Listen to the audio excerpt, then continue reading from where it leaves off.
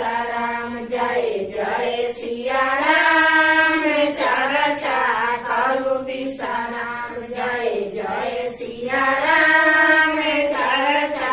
करू विश्राम अंदर भैया के करू प्रणाम चर्चा के करू विश्राम नीलम दीदी के करू प्रणाम चर्चा के करू विश्राम जय जय सिया राम चर्चा करू विश्राम जय जय सिया राम चर्चा